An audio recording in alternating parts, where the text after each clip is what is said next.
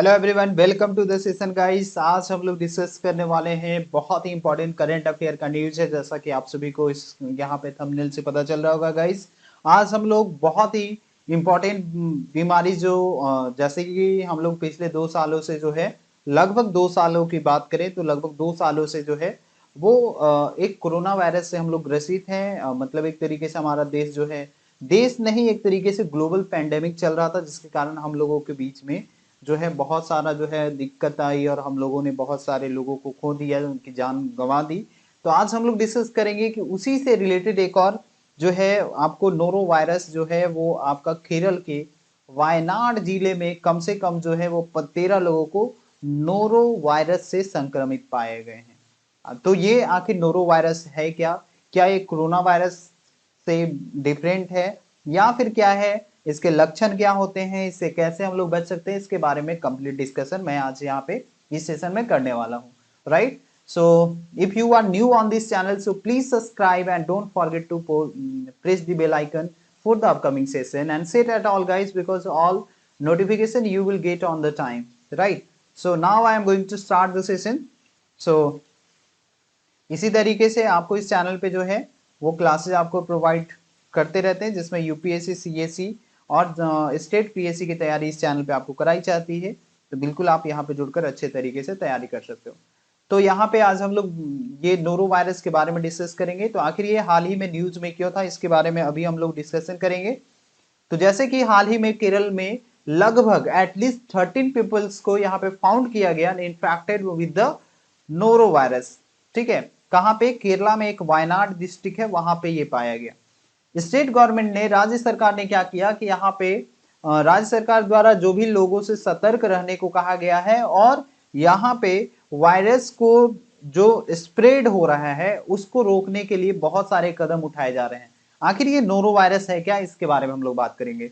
Noro virus जो है एक तरीके से डायरिया फैलाने वाला एक रोटो वायरस के समान एक संक्रामक बीमारी है, रोटो वायरस, राइट? रोटो वायरस टाइप का जो है ये एक जो है डायरिया फैलाना, जिस तरीके से रोटो वायरस जो है फैलाता है, उसी तरीके से नोरो वायरस यहाँ पे फैलाने वाला एक बीमारी है।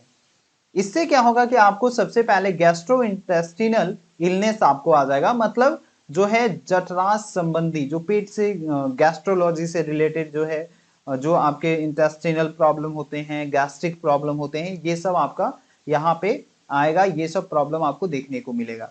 यहाँ पे जो है विश्व WHO के द्वारा, जो वर्ल्ड हेल्थ ऑर्गेनाइजेशन है, उसके द्वारा ये बताया गया है कि यहाँ से क्या होता है कि इस मेन जो है वो पैथोजेंस ये है कि इसके कारण जो है गैस्ट्रो इंटेस्टिनल डिजीज होता है, और जिसके कारण आपको जो है inflammation of the stomach and intestine आपको देखने को मिलेगा। मतलब वहां पे नोरो वायरस के कारण पेट और आंतों की परत में सूजन होता है, उल्टी होगा, दस्त का आना हो जाएगा, जैसे वोमिटिंग आपको आएगा, इस टाइप की प्रॉब्लम आपको देखने को मिलेगी। इस टाइप की समस्या जो है वो आपको प्रोड्यूस होगी।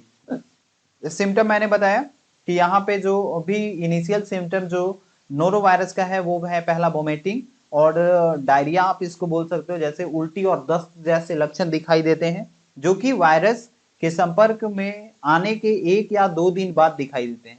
वायरस के अगर आप कांटेक्ट में आते हैं तो 1-2 दिन के बाद आपको ये देखने को मिलेगा। मरीजों को यहाँ पे जो है, पेशेंट को यहाँ पे नॉसियस, मतलब एक तरीके से मिचली भी आती है, मतलब एक तरीके से आप इसको बोल सकते हो कि जैसे मतलब एक तरीके से आप इस तरीके से मंचल जैसे अकबक टाइप का, ऐसे आप बोल सकते हो, बहुत घबराहट लोग फील करते हैं, तो इस टाइप का उनको फील होता है। और दूसरे साथ साथ पेट दर्द होगा, उनको बुखार आएगा, सिर दर्द होगा, जैसे एब्डोमिनल पेन, पेट दर्द, फीवर, हेड एक एंड द बॉडी एक आपको देखने को मिलेगा। जो शरीर में दर्द होती है वो सब आपको देखने को मिलेगा। अब यहाँ पे ये सब केसेस में क्या होता है कि लॉस ऑफ फ्लूइड्स होते हैं। गंभीर मामलों में जो तरल पदार्थों के अधिक मात्रा में निकल जाने से शरीर में पानी की कमी भी हो जाती है, जैसे कि बहुत ज्यादा जो है अगर वोमिटिंग हो गया, बहुत ज्यादा अगर मान लो कि दस्त हो रहा है, डायरिया वाला प्रॉब्लम है, लूज मोशन हो रहा है, तो इस कंडीशन से बॉडी में क्या होता है कि पानी की कमी हो जाती है। तो ये सब इसका सिम्टम आपको देखने को मिलेगा, राइट? क्लियर है? जैसे कि आप यहाँ पे देख सकते हो कि नोरा वायरस से क्या क्या प्रॉब्लम आपको देखने को मिलेंगी। यहाँ पे स्टोमक पेन आपको हो रहा है, वोमिटिंग दिख रहा है, यहाँ पे हेडेक है, लिथरल है, माइल्ड फीवर एंड चिल्स, इस तरीके का प्रॉब्लम होगा।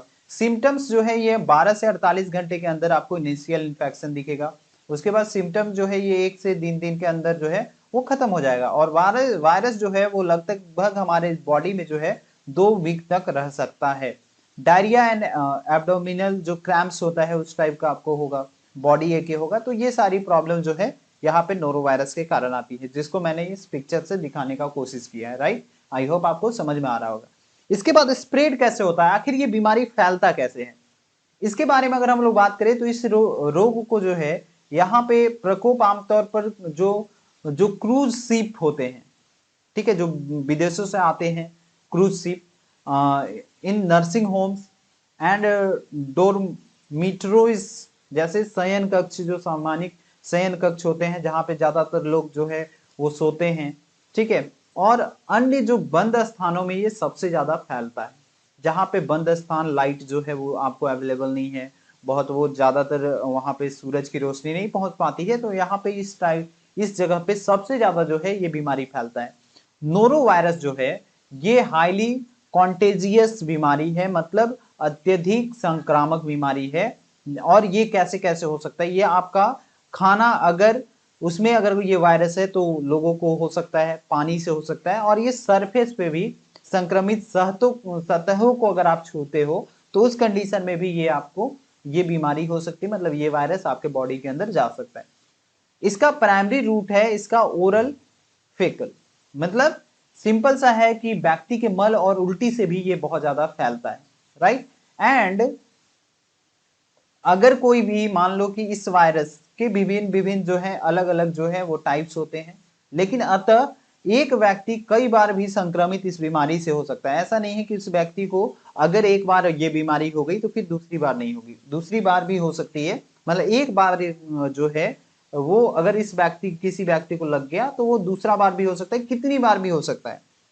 नोरो वायरस जो है कई कीटाणु नाशक जैसे के प्रति जो है प्रतिरोधी, जैसे नोरो वायरस जो है वो डिसइंफेक्टेंट का रेसिस्टेंट है, और ये क्या कर सकता है कि कीटाणुनाशक इसके लिए प्रभावहीन होते हैं। अगर आप इसको सोचेंगे कि कीटनाशक डालकर जो डिसइंफेक्ट्स होते हैं उनको डालकर अगर हम लोग यहाँ पे यूज कर लें तो यहाँ पे इस पे कीटाणुनाशक का कोई असर नहीं पड़ेगा, और यह 60 डिग्री सेल्सियस तक का तापमान सहने में सक्षम होता है। अगर 60 डिग्री से ज्यादा अगर आप तापमान रखोगे तभी ये मरेगा, अदरवाइज ये मर नहीं सकता है।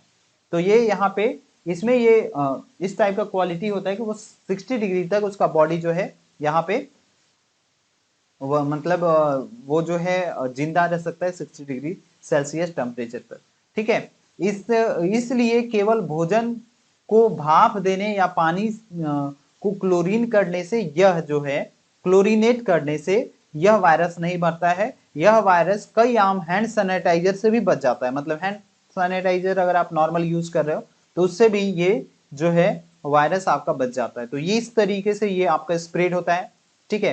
पहला जो है ये सबसे ज्यादा नर्सिंग होम, ये सब मैंने बताया कि जहाँ पे आपको इससे बचना है, अगर जिस एरिया में फैल रहा है तो वहां पे आप क्या करो कि ऐसे जगह पे रूम आप चूज कर सकते हो जहाँ पे ज्यादातर रोशनी आए, जहाँ पे धूप आ सके। दूसरा जो है मतलब कोई भी दूषित भोजन नहीं खाना है, दूषित पानी नहीं पीना है, संक्रमित सतहों को बिना मतलब का कोई भी सतह को नहीं छूना है। अगर आप छू भी लिए तो हैंड सैनिटाइजर अच्छा वाला रखो और उससे हमेशा हाथ को साफ करते रहो, राइट? और ये जो है कोशिश करो जहाँ पे संक्रमित व्यक्ति हैं वहां पे सेम वॉशरूम यूज नहीं करना है, राइट? तो ये सब चीज से आप इसको कंट्रोल कर सकते हो, ठीक है। इसके बाद treatment for the noro virus, मतलब इससे कैसे बच सकते हैं हम लोग। तो सबसे पहला जो है डिजीज इज सेल्फ लिमिटिंग, यह बीमारी स्वतः सीमित होती है, अर्थात इस संक्रमण की वजह से रोगी को बहुत कष्ट होता है और उसके शरीर में बहुत कुछ निकल जाता है, शरीर से बहुत कुछ निकल जाता है, किंतु आमतौर पर इसका असर केवल 2 या 3 दिनों तक ही रहता है। बहुत छोटे, बहुत बूढ़े या फिर कुपोषित व्यक्तियों को छोड़कर अधिकांश व्यक्ति आराम लेने और शरीर में पानी की पर्याप्त मात्रा बनाए रखने पर, इनके सफिशियंट रेस्ट लेने पर, हाइड्रेशन बनाए रखने पर वो जो है ठीक हो जाते हैं। तो यहाँ पे इस चीज का ध्यान रखना है कि आपको यहाँ पे सेल्फ लिमिटिंग ये बीमारी है, इसका कोई इलाज नहीं है, आप सिर्फ रेस्ट लो। यहाँ पे बॉडी में हमेशा क्या करना है कि जो है वो पानी का मात्रा हमेशा अच्छा रखना है। कुपोषित व्यक्तियों को छोड़कर अधिकांश व्यक्ति जो है मतलब ये सबसे ज्यादा किसको असर करता है, जो बहुत छोटे, बहुत बूढ़े या फिर कुपोषित व्यक्ति होते हैं, उनपे सबसे ज्यादा इसका इफेक्ट पड़ रहा है, राइट। ठीक है, तो आई होप आपको ये समझ में आ गया, यही था नोरो वायरस। तो इसके बारे में आपको जानना चाहिए क्योंकि ये हमारे देश में भी फैल रहा है। केरल के वायनाड जिले में इस बीमारी से लगभग 13 लोगों को संक्रमित पाया गया है।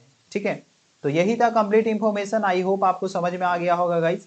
इसी तरीके से अगर आप मेरे साथ जुड़ना चाहते हैं और पढ़ना चाहते हैं तो आप इस चैनल पे नए हो तो चैनल को सब्सक्राइब कर लो, क्योंकि ये चैनल जो है वो फर्टाइल क्लासेस का यूपीएससी स्टेट पीसीएस का यहाँ पे इस चैनल पे तैयारी होता है। साथ ही साथ अगर आप बाकी सारे एग्जाम की तैयारी कर रहे हो जैसे रेलवे, बैंक, एसएससी, उसके लिए डिफरेंट चैनल से अवेलेबल हैं, उस पर आपको कंटिन्यूअसली क्लासेस आपको मिलती रहती है। इस पे आपको जो है static portion, current affair and साथ ही साथ मैं आपको आपके लिए यहाँ पे मैथ्स का ऑप्शनल पेपर का भी यहाँ पे क्लासेस लेता हूँ। ठीक है, तो चलिए मिलते हैं नेक्स्ट क्लास में। Bye bye, take care, best of luck, see you in the next session. Thank you so much guys.